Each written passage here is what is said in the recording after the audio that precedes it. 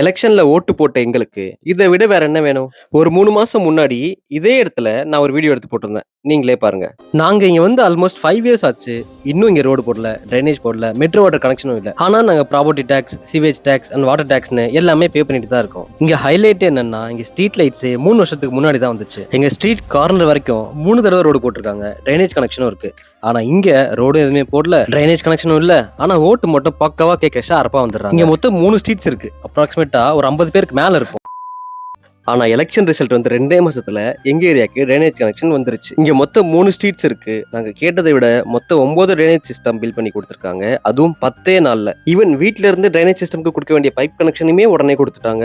கிட்டத்தட்ட 10 வருஷத்துக்கு மேல போராடி 2026 எலெக்ஷன் ரிசல்ட் வந்ததுக்கு அப்புறமா 2 மாசத்துல எங்களுக்கு ட்ரைனேஜ் சிஸ்டம் வந்துருச்சு. இது கம்ப்ளீட்டா முடிஞ்சதும் ரோடும் போட்டு தரோம்னு சொல்லியிருக்காங்க. சோ இங்க இருக்கிற எல்லாரோட ஃபேமிலி சார்பாக டிவிகேல எங்களுக்கு இந்த ப்ராசஸ்க்கு ஹெல்ப் பண்ண ஒவ்வொருத்தருக்கும் ரொம்பவே நன்றி. ஃபைனலி எங்க ஏரியாவுக்கு ஒரு வீட்டு காலம் வந்துருச்சு.